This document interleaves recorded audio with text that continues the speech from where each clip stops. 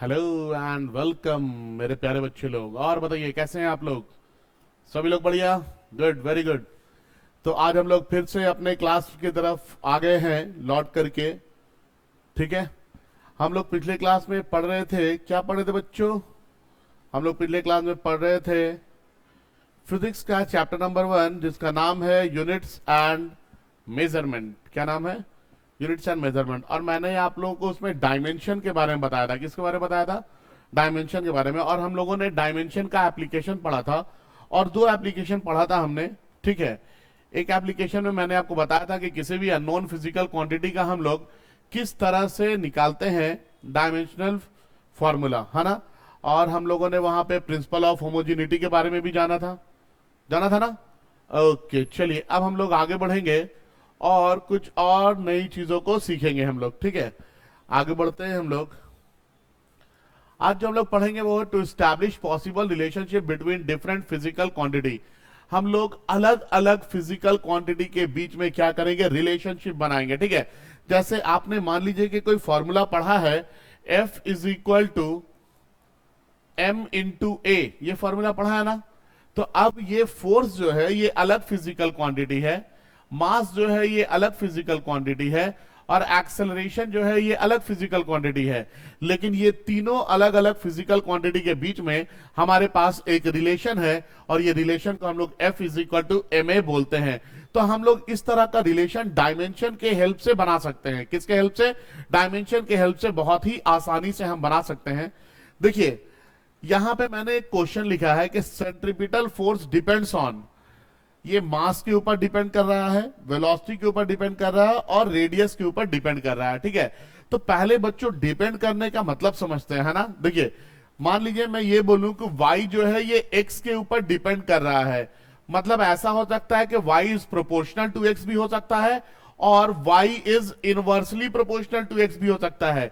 ये दोनों क्या है? दोनों का दोनों डिपेंड कर रहा है ना।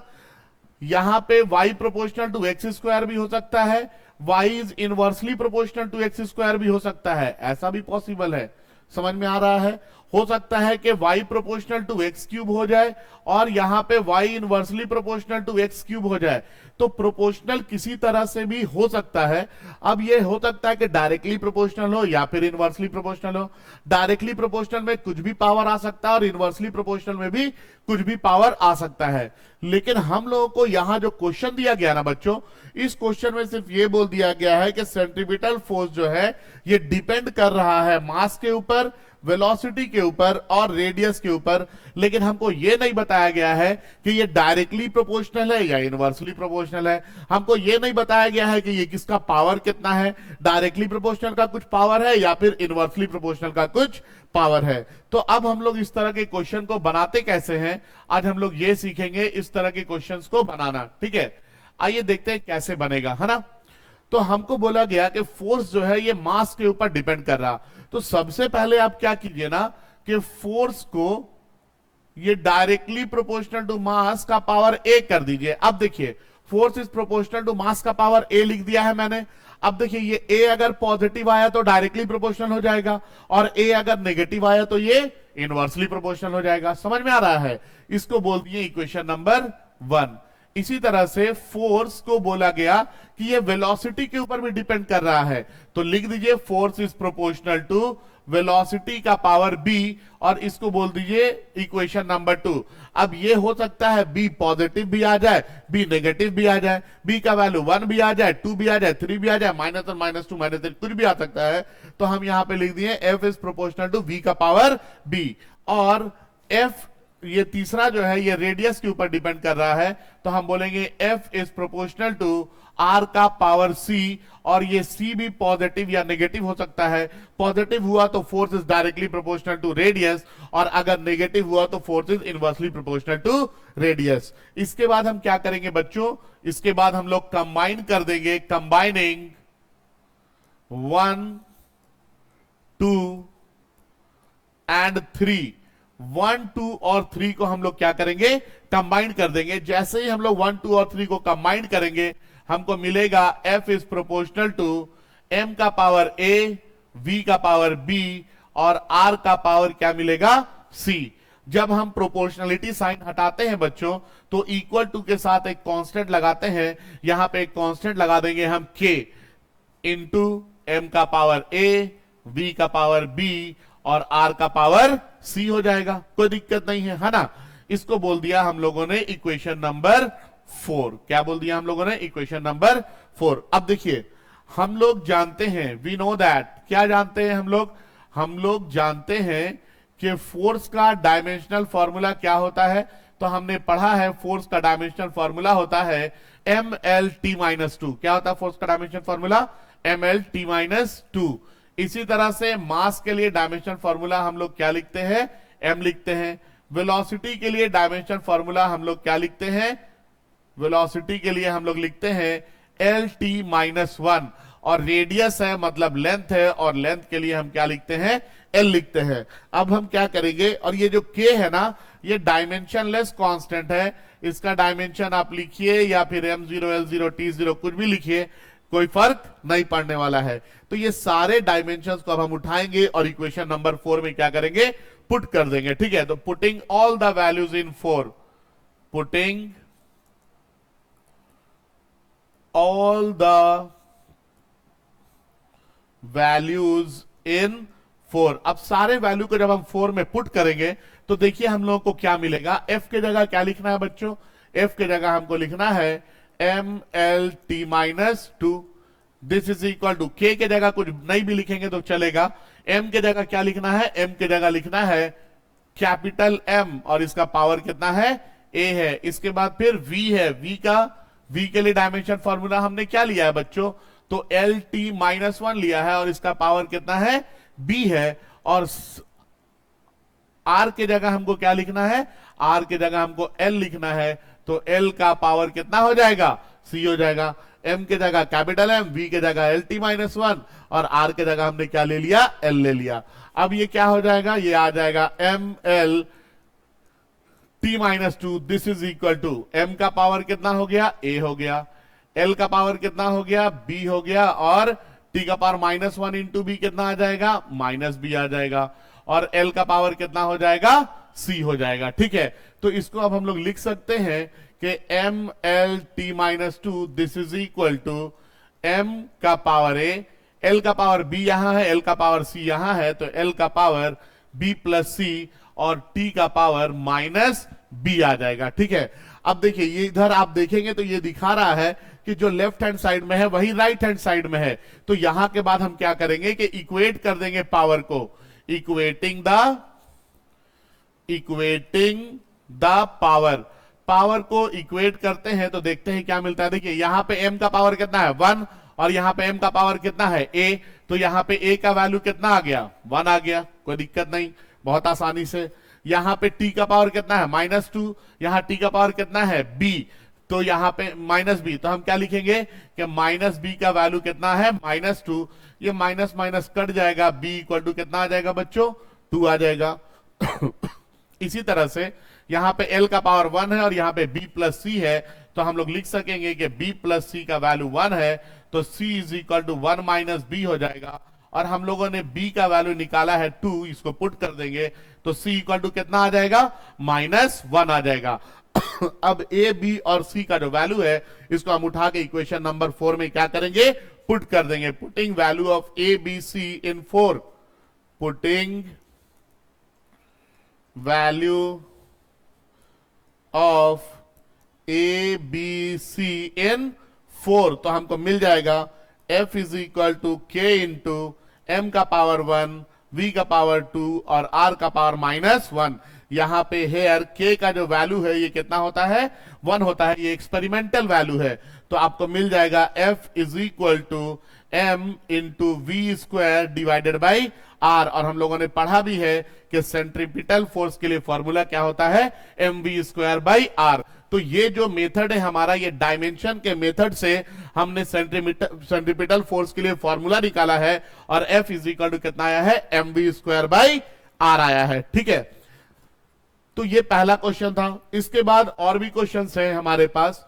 यहां पे आप लोगों को मैंने होमवर्क में दे रखा है कि देखिए वेवलेंथ जो है ये डिपेंड कर रहा है मास के ऊपर, वेलोसिटी के ऊपर और प्लैंक्स कांस्टेंट के ऊपर। तो आपको ये रिलेशन बताना है कि कैसे बनेगा, बिल्कुल वैसे ही जैसे हमने बनाया था अभी बच्चों, बिल्कुल वैसे ही बनाएंगे आप इसको। जैसे आपको दिया गया है यहां पे कि वेवलेंथ जो है ये किसके ऊपर डिपेंड कर रहा है, तो वेवलेंथ यहां पे मास के ऊपर डिपेंड कर रहा है, तो मास का पावर a कर दीजिएगा। फिर वेवलेंथ वेलोसिटी के ऊपर डिपेंड कर रहा है, तो वेलोसिटी का पावर b कर दीजिएगा। और वेवलेंथ जो है ये प्लैंक्स कांस्टेंट के ऊपर डिपेंड कर रहा है, तो प्लैंक्स कांस्टेंट का पावर c कर दीजिएगा। और इसको फिर उसी तरह से इक्वेशन 1, 2 और 3 ले लेंगे, और ये तीनों इक्वेशन को हम क्या करेंगे, कंबाइन कर देंगे फिर से। ठीक है, कंबाइनिंग 1, 2 एंड 3, तो हमको मिल जाएगा lambda is proportional to m का पावर a, v का पावर b और h का पावर c। प्रोपोर्शनलिटी साइन हटाएंगे जब हम लोग, तो इक्वल टू के साथ एक कांस्टेंट लगाएंगे k इंटू m का पावर a, v का पावर b और h का पावर c। ठीक है, अब आपको पता है कि यहां पे क्या करना है, यहां के बाद तो सारे का डायमेंशनल फॉर्मूला लिख लेना है। मास के लिए डायमेंशनल फॉर्मूला कितना है, m है। वेलोसिटी के लिए डायमेंशन फॉर्मूला कितना है, तो एल टी माइनस 1 है। और प्लैंक्स कांस्टेंट के लिए डायमेंशन फॉर्मूला कितना है, तो M L square T minus 1 है। ये सारे वैल्यू को उठाएंगे और इस इक्वेशन नंबर 4 में हम इसको क्या करेंगे, पुट कर देंगे। जैसे इक्वेशन 4 में पुट करेंगे, और लैम्डा, लैम्डा के लिए क्या हो जाएगा, लैम्डा इज वेवलेंथ, वेवलेंथ है मतलब लेंथ है, तो यहां पे लेंथ पुट करेंगे। और फिर से ए, बी और सी का वैल्यू निकाल करके इक्वेशन से कैलकुलेट करके और यहां पे इस पुट करेंगे, और हमको क्या मिलेगा, आंसर मिल जाएगा। ए, बी और सी का वैल्यू निकालेंगे और इस इक्वेशन नंबर 4 में पुट करेंगे, और हमको यहां पे क्या होगा, आंसर मिल जाएगा। चीजें समझ में आ रही हैं आप लोगों को? तो यहां के बाद आप लोग बनाएंगे, हम नहीं बताएंगे इसके बाद, क्योंकि मैंने इसका बेसिक कॉन्सेप्ट आपको बता दिया है। इसके बाद इसी तरह से है विस्कस फोर्स के लिए भी, कि विस्कस फोर्स जो है ये डिपेंड कर रहा है कोफिशिएंट ऑफ विस्कोसिटी के ऊपर, रेडियस के ऊपर और टर्मिनल वेलोसिटी के ऊपर, इन सब के ऊपर ये डिपेंड कर रहा है। तो आपको बताना है, टर्मिनल वेलोसिटी मतलब वेलोसिटी ही है ना, तो आपको बताना है कि विस्कस फोर्स और इन सब के बीच में क्या रिलेशन बनेगा। क्या आप लोग बना लेंगे, हाँ या ना, बोलिए, बना सकेंगे आप लोग? ठीक है, तो इसको आप लोग बनाएंगे, है ना। इसके बाद अब हम लोग आगे बढ़ेंगे थोड़ा सा, और डायमेंशन का अगला एप्लीकेशन देखेंगे, ठीक है ना। अब डायमेंशन का अगला एप्लीकेशन क्या है, तो डायमेंशन का अगला एप्लीकेशन है to convert one system of unit into another system. एक सिस्टम ऑफ यूनिट को हम लोग दूसरे सिस्टम में क्या करेंगे, कन्वर्ट करेंगे, ठीक है। अब देखिए, आप लोग को मैंने पढ़ाया था, कौन कौन सा, एक पढ़ाया था सीजीएस सिस्टम, याद है, सेंटीमीटर ग्राम सेकेंड सिस्टम पढ़ाया था। इसके बाद आप लोगों को मैंने पढ़ाया था एफपीएस सिस्टम, है ना। इसके बाद हम लोगों ने पढ़ा है एमकेएस सिस्टम, जिसको हम लोग एसआई सिस्टम भी बोलते हैं, हाँ या ना। तो ये सिस्टम हम लोग पढ़े हैं। अब यहां पे क्या है ना, कि हम किसी भी एक सिस्टम से दूसरे सिस्टम में क्या कर सकते हैं, कन्वर्ट कर सकते हैं। अगर आपसे हम पूछे कि 1 मीटर, तो मीटर कौन सा सिस्टम है, ये एमकेएस सिस्टम है ना बच्चों, मीटर किलोग्राम सेकंड सिस्टम, हाँ या ना, जिसको हम लोग एसआई यूनिट भी बोलते हैं। तो 1 मीटर जो है ये किसमें है, एमकेएस सिस्टम में। मैंने बोला कि इसको आप सेंटीमीटर में कन्वर्ट कर दीजिए। आप बोले सर 1 मीटर में कितना, 100 सेंटीमीटर आता है, कितना, 100 सेंटीमीटर होता है, श्योर है ना। चलिए, वेरी गुड। अब देखिए, सेंटीमीटर कौन सा सिस्टम है बच्चों, तो सेंटीमीटर सीजीएस सिस्टम है। तो आपने क्या किया, एमकेएस सिस्टम से कन्वर्ट किया, और आप कहां चले गए, सीजीएस सिस्टम में चले गए। एमकेएस से सीजीएस में जाने में आपने सिर्फ क्या चेंज किया, तो आपने न्यूमेरिकल वैल्यू को चेंज किया। क्या चेंज किया, न्यूमेरिकल वैल्यू को चेंज किया। तो याद रखना है कि एक सिस्टम से दूसरे सिस्टम में जाने के लिए हम लोगों को क्या चेंज करना पड़ता है, सिर्फ न्यूमेरिकल वैल्यू को चेंज करना पड़ता है। हम उस न्यूमेरिकल वैल्यू को कैलकुलेट करेंगे और उसके बाद उसको चेंज करेंगे। अब देखिए, ये 1 जो है ना, ये पहले सिस्टम में न्यूमेरिकल वैल्यू है। 1 क्या है, पहले सिस्टम में न्यूमेरिकल वैल्यू है। ये मीटर जो है ये लेंथ का यूनिट है पहले सिस्टम में, तो इसको हम L1 लिख देते हैं। L1 क्या है, लेंथ का यूनिट है पहले सिस्टम में। दिस इज इक्वल टू 100 जो है ये न्यूमेरिकल वैल्यू है बच्चों दूसरे सिस्टम में जिसको हम N2 बोल रहे हैं, और सेंटीमीटर ये लेंथ का यूनिट है दूसरे सिस्टम में। हमको निकालना क्या है N2, तो L2 को यहां से यहां ले आएंगे तो हमको मिलेगा N2 is equal to N1 into L1 divided by L2। ठीक है, ये हम लोग N2 निकालने के लिए एक छोटा सा फॉर्मूला बनाए हैं। इसके बाद हम लोग थोड़ा सा आगे बढ़ेंगे। 1 मीटर स्क्वायर, 1 मीटर स्क्वायर को क्या लिख सकते हैं, इसको लिख सकते हैं ना 1 मीटर इंटू 1 मीटर, और हम इसको भी अब सेंटीमीटर में कन्वर्ट करेंगे। किस में कन्वर्ट करेंगे, सेंटीमीटर में। तो 1 मीटर स्क्वायर को हम लिख सकते हैं 100 सेंटीमीटर इंटू 100 सेंटीमीटर। तो ये क्या आ जाएगा, 1 metre square is equal to 10,000 centimetre square, यही मिलेगा हमको। सही बात है। अब देखिए मीटर जो है ये कौन सा सिस्टम है, एमकेएस सिस्टम है, हाँ या ना, और सेंटीमीटर जो है ये कौन सा सिस्टम है, ये सीजीएस सिस्टम है। तो हम लोग एक सिस्टम से दूसरे सिस्टम में जाने के लिए फिर से क्या चेंज किए हैं, सिर्फ न्यूमेरिकल वैल्यू को हमने क्या किया है, चेंज किया है। तो याद रखना है बच्चों कि एक सिस्टम से दूसरे सिस्टम में अगर हमको जाना है तो हमको क्या चेंज करना पड़ेगा, न्यूमेरिकल वैल्यू को हमको सिर्फ चेंज करना पड़ेगा। ठीक है, देखिए ये 1 जो है ये पहले सिस्टम में न्यूमेरिकल वैल्यू है, मीटर जो है ये लेंथ का यूनिट है पहले सिस्टम में, और इसका स्क्वायर है तो स्क्वायर कर दिए हैं।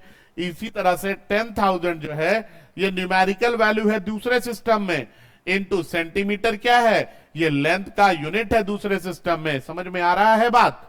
अब देखिए इसका स्क्वायर है तो स्क्वायर लगा दिए, L2 स्क्वायर को इधर ले आएंगे तो हमको क्या मिलेगा, N2 is equal to N1 into L1 का स्क्वायर डिवाइडेड बाई L2 का स्क्वायर। तो ये एक छोटा सा फॉर्मूला मिल रहा है ना हम लोगों को। इसी तरह से हम लोग थोड़ा सा और आगे बढ़ेंगे और 1 मीटर पर सेकेंड को सेंटीमीटर पर सेकेंड में कन्वर्ट करने की कोशिश करेंगे। तो 1 मीटर पर सेकेंड, ठीक है, 1 मीटर पर सेकेंड, इसको हमको सेंटीमीटर पर सेकेंड में कन्वर्ट करना है। तो 1 मीटर में कितना सेंटीमीटर, तो आप जानते हैं 1 मीटर में 100 सेंटीमीटर होता है। तो 1 मीटर पर सेकेंड को हम क्या लिख दिए, 100 सेंटीमीटर पर सेकेंड लिख दिए हैं। अब देखिए यहां पे 1 क्या है, तो पहले सिस्टम में न्यूमेरिकल वैल्यू है। मीटर क्या है, तो लेंथ का यूनिट है पहले सिस्टम में। सेकेंड क्या है, तो टाइम का यूनिट है पहले सिस्टम में, और इसका पावर कितना है, -1। दिस इज इक्वल टू 100 क्या है, दूसरे सिस्टम में न्यूमेरिकल वैल्यू है ना, सेकेंड सिस्टम बोलते हैं इसको। सेंटीमीटर क्या है, तो ये लेंथ का यूनिट है दूसरे सिस्टम में, और सेकेंड क्या है, तो ये टाइम का यूनिट है दूसरे सिस्टम में। ठीक है,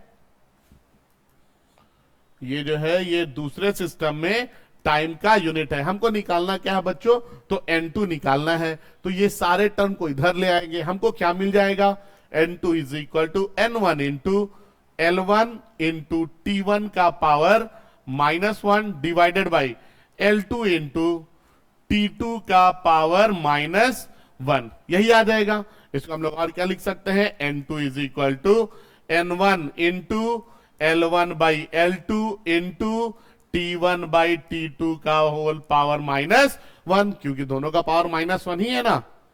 ठीक है, चलिए थोड़ा सा और आगे बढ़ेंगे हम लोग। देखिए अब इसका ये जो हम लोग बनाए हैं इसका एक जनरल फॉर्मूला भी होता है। ठीक है, जनरल फॉर्मूला में क्या है, तो जनरल फॉर्मूला में हमको N2 निकालना है। तो हमको देखिए लेंथ है तो लेंथ है, टाइम है तो टाइम है, मास भी होगा किसी ना किसी फॉर्मूले में। तो हम जनरल फॉर्मूला में लिखते हैं कि N2 जो है ये बराबर है N1 into M1 by M2 का power A into L1 by L2 का power B into T1 by T2 का पावर C। अब देखिए अगर हम इसी फॉर्मूले में पूछ दे कि बताइए तो मास का पावर कितना है, तो आप बोल देंगे ना सर मास का पावर 0 है, क्योंकि यहां पे तो दिख नहीं रहा ना। तो जनरल फॉर्मूला हमारे लिए ये वाला है। इस जनरल फॉर्मूला में ही हम लोग ये क्या कर रहे हैं, वैल्यू को पुट कर रहे हैं। तो जनरल फॉर्मूला क्या है, N2 equal to N1 into M1 by M2 का power A into L1 by L2 का power B into T1 by T2 का पावर C। ठीक है, अब यहां पे अगर वहां से यहां मैच करेंगे हम लोग तो हम देखेंगे कि यहां पे मास नहीं है, मास नहीं है मतलब मास का पावर कितना हो गया, 0 हो गया। लेंथ का पावर कितना है, 1 है, तो लेंथ का B की जगह क्या लिख देंगे, 1। टाइम का पावर कितना है, -1 है, तो C की जगह क्या लिख देंगे, -1। तो ये जो है ये हमारे पास जनरल फॉर्मूला है, N2 is equal to N1 into M1 by M2 का power A into L1 by L2 का power B into T1 by T2 का पावर C। जहां पे M1 L1 T1 क्या है, ये यूनिट है मास, लेंथ और टाइम का पहले सिस्टम में। M2 L2 T2 क्या है, ये यूनिट है मास, लेंथ और टाइम का सेकेंड सिस्टम में। N1 एंड N2 क्या है, ये न्यूमेरिकल वैल्यू है फर्स्ट एंड सेकेंड सिस्टम। और A B C ये क्या है, ये डायमेंशन है मास, लेंथ एंड टाइम का, मतलब पावर है। मैंने बताया था ना डायमेंशन क्या होता है, पावर होता है। ये तो ये डायमेंशन है किसका, मास, लेंथ और टाइम का। ठीक है, अब हम लोग आगे बढ़ेंगे थोड़ा सा। हमारे लिए एक बहुत इंपॉर्टेंट सवाल है, convert 1 Newton into series system. 1 Newton, ठीक है, समझेंगे बात। 1 न्यूटन, न्यूटन जो है ना ये एसआई यूनिट है, ठीक है। और 1 न्यूटन का मतलब होता है 1 केजी मीटर पर सेकंड स्क्वायर, ठीक है ना। न्यूटन का मतलब ही है केजी मीटर पर सेकंड स्क्वायर। तो आपको एसआई सिस्टम से कन्वर्ट करके कहां जाना है, सीरीज सिस्टम में कन्वर्ट करके जाना है, ठीक है। तो अब देखिए हम लोगों को 1 न्यूटन जो कि 1 केजी मीटर पर सेकंड स्क्वायर है, इससे कन्वर्ट होकर के जाना कहां है, तो सीरीज सिस्टम में। अब देखिए केजी के जगह सीरीज में क्या लिखना है, ग्राम लिखना है। मीटर के जगह क्या लिखना है, सेंटीमीटर लिखना है। और सेकंड के जगह क्या लिखना है, तो सेकंड ही लिखना है। लेकिन यहां पे एक न्यूमेरिकल वैल्यू आना चाहिए ना, तो न्यूमेरिकल वैल्यू अगर हम निकाल लें तो हम तो एसआई सिस्टम से सीरीज सिस्टम में जा सकते हैं, हाँ या ना, आराम से चले जाएंगे। अब देखिए कैसे, अगर आपसे हम पूछे कि बताइए पहले सिस्टम में न्यूमेरिकल वैल्यू, तो आप बोलेंगे सर 1। फिर मैं आपसे ये पूछूं कि दूसरे सिस्टम का न्यूमेरिकल वैल्यू, तो आप बोलेंगे सर ये तो निकालना ही है। फिर हम बोलेंगे बताइए मास का यूनिट पहले सिस्टम में क्या है, तो आप क्या बोलेंगे, किलोग्राम। लेंथ का यूनिट पहले सिस्टम में क्या है, तो आप क्या बोलेंगे, मीटर। और टाइम का यूनिट पहले सिस्टम में क्या है, तो आप क्या बोलेंगे बच्चों, सेकेंड बोलेंगे। इसी तरह से हम आपसे पूछेंगे कि बताइए मास का यूनिट दूसरे सिस्टम में क्या है, तो आप बोलेंगे ना सर ग्राम है, क्योंकि सीजीएस में जब जाना है तो हम क्या बोलेंगे, ग्राम है। इसी तरह से लेंथ का यूनिट दूसरे सिस्टम में क्या है, तो आप क्या बोलेंगे, सर सेंटीमीटर है। और टाइम का यूनिट दूसरे सिस्टम में क्या है, तो आप बोलेंगे सर सेकंड है। अब इसके बाद ए, बी और सी भी चाहिए। तो अगर हम आपसे पूछेंगे मास का पावर कितना है, तो आप बोलेंगे 1, मतलब ए का वैल्यू 1। फिर लेंथ का पावर कितना है, क्या बोलेंगे 1। और फिर टाइम का पावर कितना है, तो क्या बोलेंगे सी, जो कि कितना है, -2 है। तो देखिए ये सारा वैल्यू हमने निकाल लिया है। आपको क्या ऐसा नहीं लगता है कि हमारे पास जो एक जनरल फॉर्मूला है, N2 is equal to N1 into M1 by M2 का power A into L1 by L2 का power B into T1 by T2 का पावर C, ये जो जनरल फॉर्मूला है यहां वैल्यू पुट करके हम आराम से कैलकुलेट कर सकते हैं N2 का। और N2 का वैल्यू कैलकुलेट कर लेंगे तो यहां रख देंगे तो हमारा आंसर आ जाएगा, ठीक है। तो देखते हैं अब इधर, तो N2 is equal to N1 का वैल्यू 1, M1 का वैल्यू है 1 केजी बाई M2 का वैल्यू कितना है, 1 ग्राम का पावर 1। इसके बाद L1 का वैल्यू है 1 मीटर बाई 1 सेंटीमीटर का पावर 1। और T2 का वैल्यू है 1 सेकेंड बाई, T1 का वैल्यू 1 सेकेंड, T2 का 1 सेकेंड का पावर -2।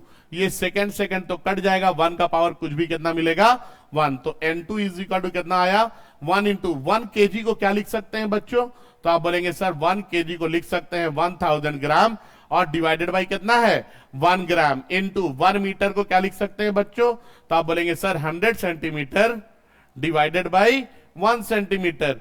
अब सेंटीमीटर सेंटीमीटर कट गया, ग्राम और ग्राम कट गया, ये कितना आ गया, N2 इज इक्वल टू ये 1000 और इंटू 100, तो ये टोटल 10 का पावर कितना आ जाएगा, 5। तो अब हम ये बात बोल सकते हैं कि N2 का जो वैल्यू है ये कितना है, 10 का पावर 5 है। मतलब 1 न्यूटन जो है ये 10 का पावर 5 ग्राम सेंटीमीटर पर सेकंड स्क्वायर के बराबर है, और ग्राम सेंटीमीटर पर सेकंड स्क्वायर को हम लोग डाइन बोलते हैं। क्या बोलते हैं? डाइन। तो N2 का जो वैल्यू है ये हमने निकाल लिया, और यहां पे 1 न्यूटन को सीडीएच में कन्वर्ट किया, तो ये कितना आ गया? 10 का पावर 5 डाइन आया, है ना। तो याद रखना है 1 न्यूटन जो है 10 का पावर 5 डाइन है। इसी तरह से बच्चों अगर हम बोल देते गलती से कि बताइए तो 10 न्यूटन क्या होगा, तो इसमें एक जीरो बढ़ा दिए, तो इधर भी एक जीरो बढ़ाते, तो हम इसको क्या लिख सकते? 10 का पावर 6 डाइन। अगर 100 न्यूटन हो जाता तब क्या होता बच्चों? तो इसको क्या लिखते? 10 का पावर 7 डाइन लिखते हैं। ठीक है, समझ में आ रहा है? इसी तरह से आगे आपको मैंने क्वेश्चन दिया है कि कन्वर्ट कीजिए 10 जूल को किसमें? सीरीज सिस्टम में। अब देखिए 10 जूल, जूल का मतलब मैंने बता दिया है कि जूल का मतलब होता है केजी मीटर स्क्वायर पर सेकंड स्क्वायर। क्या होता है जूल का मतलब? केजी मीटर स्क्वायर पर सेकंड स्क्वायर। आपको सीरीज में कन्वर्ट करना है, मतलब केजी की जगह क्या लाना है? ग्राम लाना है। मीटर की जगह क्या लाना है? तो सेंटीमीटर लाना है। और सेकंड की जगह क्या लाना है? तो सेकंड ही लाना है। ठीक है, तो ये आपका पहला सिस्टम है और ये है आपका दूसरा सिस्टम। आप आराम से इस क्वेश्चन को बना सकते हैं। ठीक है ना। इसके बाद अगला सवाल बोलता है कि 1 जूल जो है ना, ये 1 केजी मीटर स्क्वायर पर सेकंड स्क्वायर के बराबर है। आप इसको कन्वर्ट कीजिए दूसरे सिस्टम में जिसमें मास का यूनिट कितना? मास का यूनिट 10 ग्राम। मतलब M2 का वैल्यू कितना लेना है? M2 का वैल्यू 10 ग्राम। ठीक है, इसी तरह से unit of length is 10 centimetre. मतलब इस बार L2 का वैल्यू कितना लेना है? तो 10 सेंटीमीटर। और टाइम का यूनिट कितना है? 1 मिनट। मतलब T2 का वैल्यू कितना लेना है? 1 मिनट। 1 मिनट बोले तो 60 सेकेंड। और पहले सिस्टम में तो वैल्यू दे ही दिया है। पहले सिस्टम में मास का यूनिट किलोग्राम, लेंथ का यूनिट मीटर और टाइम का यूनिट सेकेंड। बाकी ए का वैल्यू 1, बी का 2 और टी का -2। ये सारा वैल्यू पुट करेंगे और पुट करने के बाद हम वहां से N2 का वैल्यू निकालेंगे और हम बता देंगे कि 1 जूल में जो है ये अगर कन्वर्ट करेंगे इस सिस्टम में तो कितना आंसर आएगा। ठीक है, याद रहेगा ये बात। अब देखिए ये डायमेंशन का जो 4 एप्लीकेशन था बच्चों, ये 4 एप्लीकेशन यहां पे हो गया ओवर। ठीक है, अब हम लोग डायमेंशन के लास्ट टॉपिक में चले आएंगे जो कि है लिमिटेशन ऑफ डायमेंशनल इक्वेशन। ठीक है, डायमेंशन इक्वेशन का कुछ लिमिटेशन है। क्या लिमिटेशन है? लिमिटेशन मतलब जहां पे आने के बाद वो फेल कर जा रहा है ना, मतलब वहां पे वो वैलिड नहीं है, वहां पे वो काम नहीं करता है। ठीक है, तो अब क्या लिमिटेशन है? तो देखिए सबसे पहला लिमिटेशन है प्रिंसिपल ऑफ होमोजेनिटी जो है ना, ये तो नेसेसरी है फिजिकल इक्वेशन के सही होने के लिए, लेकिन हर फिजिकल इक्वेशन, हर इक्वेशन जो प्रिंसिपल ऑफ होमोजेनिटी के हिसाब से सही होगा वो जरूरी नहीं है कि फिजिकल इक्वेशन हो। फिजिकल इक्वेशन हो मतलब फिजिक्स में यूज होने वाला फॉर्मूला हो। जैसे आपको मैंने एक फॉर्मूला बताया था, S = AT + BT स्क्वायर। ठीक है, प्रिंसिपल ऑफ होमोजेनिटी के हिसाब से ये इक्वेशन सही है, लेकिन ये इक्वेशन फिजिकल इक्वेशन नहीं है। ये इक्वेशन क्या नहीं है? फिजिकल इक्वेशन नहीं है। तो अगर कोई इक्वेशन प्रिंसिपल ऑफ होमोजेनिटी को फॉलो करता है तो हम ये नहीं बोल सकते हैं कि वो फिजिकल इक्वेशन है ही है, मतलब फिजिक्स में यूज होने वाला फॉर्मूला है ही है। हर इक्वेशन अगर फिजिकल प्रिंसिपल ऑफ होमोजेनिटी को फॉलो करे तो इसका यह मतलब नहीं है कि वो फिजिकल इक्वेशन है, लेकिन हां सारा का सारा फिजिकल इक्वेशन ये प्रिंसिपल ऑफ होमोजेनिटी को तो फॉलो जरूर से करेगा। ठीक है ना। तो याद रखना है कि हर वो इक्वेशन जो प्रिंसिपल ऑफ होमोजेनिटी को फॉलो करे वो क्या है? वो प्रिंसिपल ऑफ होमोजेनिटी को फॉलो करे, उसको हम ये नहीं बोलेंगे कि वो फिजिकल इक्वेशन है, मतलब फिजिक्स में यूज होने वाला फॉर्मूला है, क्योंकि इस तरह का फॉर्मूला हम लोगों ने आज तक कभी भी फिजिक्स में नहीं पढ़ा है। कहीं पढ़ा है क्या? हमने पढ़ा है S = UT + ½ AT स्क्वायर, लेकिन कभी ऐसा फॉर्मूला पढ़े हैं ना? नहीं ना पढ़े हैं हम लोग। तो ये जो फॉर्मूला है ये डायमेंशनली करेक्ट है, हाँ या ना? डायमेंशनली करेक्ट है, लेकिन ये प्रिंसिपल ऑफ होमोजेनिटी को फॉलो भी कर रहा है, लेकिन ये फिजिकल इक्वेशन नहीं है। यही चीज हमने लिखा है कि principle of homogeneity is necessary but not sufficient condition for correctness of given physical equation. ठीक है, that is all physical equation must be dimensionally correct, but all dimensionally correct equation may और may not be physical equation. समझ में आया? हर एक physical equation मतलब physics में यूज होने वाला हर एक फॉर्मूला ये प्रिंसिपल ऑफ होमोजेनिटी को फॉलो करेगा, लेकिन सारा फॉर्मूला जो प्रिंसिपल ऑफ होमोजेनिटी को फॉलो करेगा उसको हम फिजिकल इक्वेशन नहीं बोल सकते हैं। समझ में आ रहा जो बात बोल रहे हैं? ठीक है, क्या बोला मैंने कि जितना फिजिकल इक्वेशन है मतलब फिजिक्स में यूज होने वाला जितना भी फॉर्मूला है वो सारा का सारा फॉर्मूला आपको प्रिंसिपल ऑफ होमोजेनिटी को फॉलो करेगा, लेकिन हर सारा फॉर्मूला जो प्रिंसिपल ऑफ होमोजेनिटी को फॉलो करे उसको हम फिजिकल इक्वेशन नहीं बोलेंगे। जैसे ये वाला इक्वेशन मेरे लिए फिजिकल इक्वेशन नहीं है, हाँ ये प्रिंसिपल ऑफ होमोजेनिटी को फॉलो कर रहा है लेकिन ये फिजिक्स में यूज होने वाला फॉर्मूला नहीं है। तो ये इसका पहला लिमिटेशन है। ठीक है, दूसरा लिमिटेशन अब देखिए, अभी मैंने बोला था ना कि कोई कांस्टेंट आ जाता है, मान लेते हैं, है ना, जैसे f इज इक्वल टू, अभी हमने निकाला था k mv square by r। तो ये जो कांस्टेंट आ रहा है इसको हम डायमेंशनलेस कांस्टेंट बोलते हैं, और इस कांस्टेंट का करना क्या है, डायमेंशन ने हमको इसकी कोई भी जानकारी नहीं दी। तो ये भी क्या है, इसका लिमिटेशन है। हम लोग वहां पे भी पढ़े थे कि दो फिजिकल इक्वेशन को ऐड करते हैं तो जो नंबर आ रहा था वो नंबर का कुछ लेना देना नहीं है, वो रहे या नहीं रहे वो कोई फर्क नहीं पड़ता है। तो ये डायमेंशनलेस कांस्टेंट की जानकारी हम लोगों को नहीं देता है कि हमको उसका करना क्या है। इसके बाद अभी तक हम लोगों ने जितना भी फॉर्मूला पढ़ा है बच्चों, आज तक हम लोगों ने डायमेंशन में एक बार भी साइन कॉस टैन का यूज किया है? नहीं ना किया है। आज तक एक बार भी हम लोगों ने साइन कॉस टैन का यूज नहीं किया है। सर क्यों नहीं किए? क्योंकि बाबू ये ट्रिग्नोमेट्रिक का केस जैसे आता है ना तो ये डायमेंशन जो है ये फेल कर जाता है। क्या कर जाता है? फेल। जैसे हम लोग सुन लेते हैं ट्रिग्नोमेट्री सुनते के साथ ही डायमेंशन क्या हो जाता है? फेल कर जाता है। इसी तरह से एक बार भी लॉग एक बार भी पढ़े हैं हम लोग डायमेंशन में? नहीं पढ़े हैं, क्योंकि जैसे लॉगरिदम का केस आता है ये डायमेंशन यहां पे भी क्या हो जाता है? फेल कर जाता है। एक बार भी एक्सपोनेंशियल नहीं पढ़े हैं। एक बार ही पढ़े हैं क्या? नहीं पढ़े हैं। क्यों? क्योंकि एक्सपोनेंशियल जैसे आ जाता है किसी इक्वेशन में डायमेंशन क्या हो जाता है? वहां पे फेल कर जाता है। तो याद रखना है कि अगर किसी इक्वेशन में ट्रिग्नोमेट्रिक या फिर लॉगरिथमिक या फिर एक्सपोनेंशियल फंक्शन आते हैं तो आप वहां पे डायमेंशन का यूज नहीं कर सकते हैं। ठीक है, और डायमेंशनल फॉर्मूला देख करके, जैसे मान लीजिए फोर्स का डायमेंशन फॉर्मूला है mlt-2, तो आप ये डायमेंशनल फॉर्मूला देख करके ये नहीं बता सकते हैं कि कोई जो क्वांटिटी है वो स्केलर क्वांटिटी है या फिर वेक्टर क्वांटिटी है। आप स्केलर या फिर वेक्टर डायमेंशन देख करके तो कभी नहीं बता सकते हैं। तो ये जो है ये 4 डायमेंशन का लिमिटेशन है। मैंने आपको बताया क्या क्या लिमिटेशन बताया। सबसे पहला बताया कि फिजिक्स में यूज होने वाला सारा फॉर्मूला ये प्रिंसिपल ऑफ होमोजेनिटी को फॉलो करेगा, लेकिन सारा फॉर्मूला जो होमोजेनिटी को फॉलो करता है जरूरी नहीं है कि उसको फिजिक्स में एज अ फॉर्मूला हम लोग यूज करें। ठीक है, ये पहला लिमिटेशन था।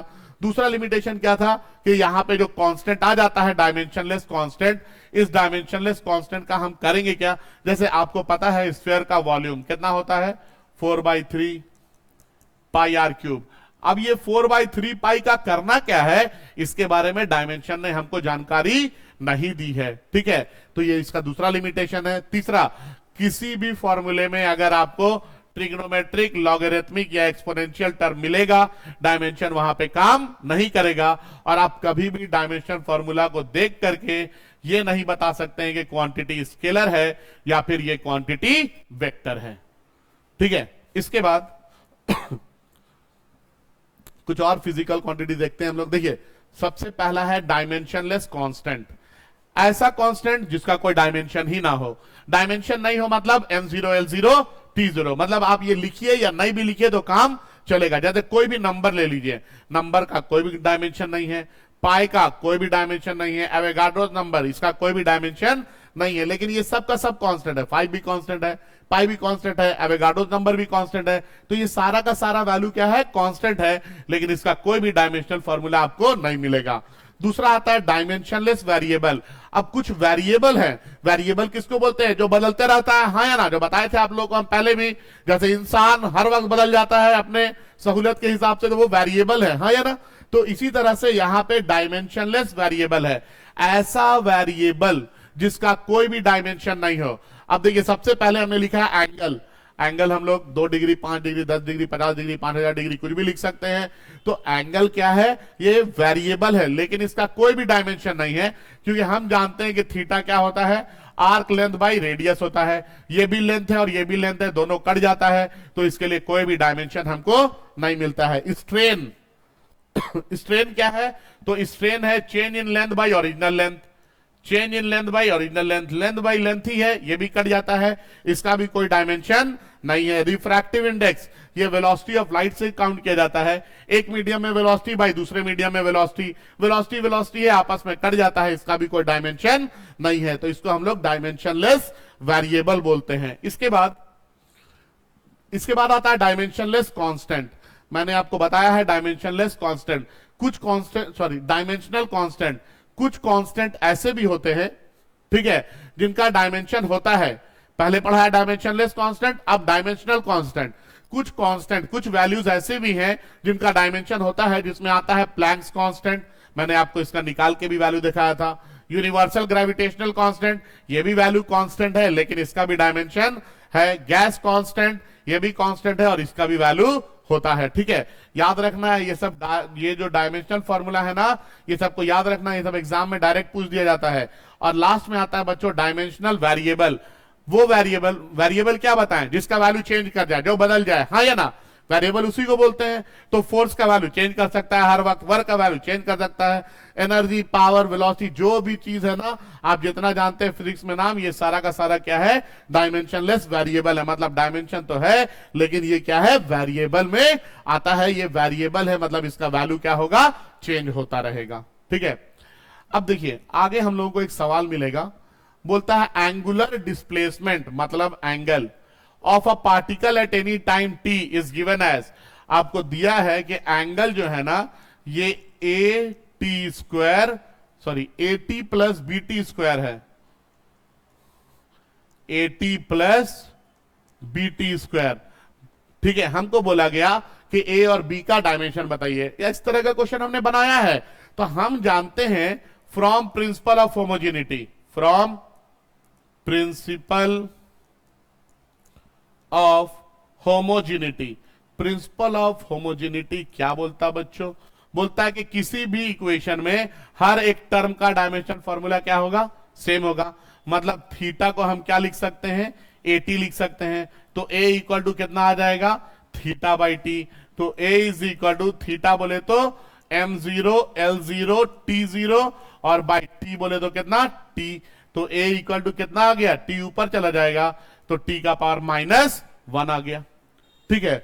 इसी तरह से सिमिलरली हम क्या लिख सकते हैं, theta is equal to B T square, T को इधर ले आएंगे तो b इक्वल टू कितना आ जाएगा, थीटा बाई टी स्क्वायर। अब बताइए थीटा के लिए डायमेंशन क्या लिखना है, तो थीटा के लिए लिखेंगे m0 l0 t0 और टाइम के लिए तो t लिखेंगे और इसका स्क्वायर है तो स्क्वायर, ये टी स्क्वायर ऊपर चला जाएगा तो क्या मिलेगा, टी का पावर -2। तो इस तरह का क्वेश्चन हमने पहले बनाया है और अभी बना रहे, प्रिंसिपल ऑफ होमोजेनिटी लगाएंगे और बताएंगे कि हर एक टर्म का डायमेंशन सेम है, तो टर्म और टर्म को इक्वेट करेंगे और हम वैल्यू निकाल लेंगे, ठीक है। ये है आप लोगों के लिए होमवर्क, क्या है ये है होमवर्क। और इस होमवर्क को आप लोगों को बनाना है।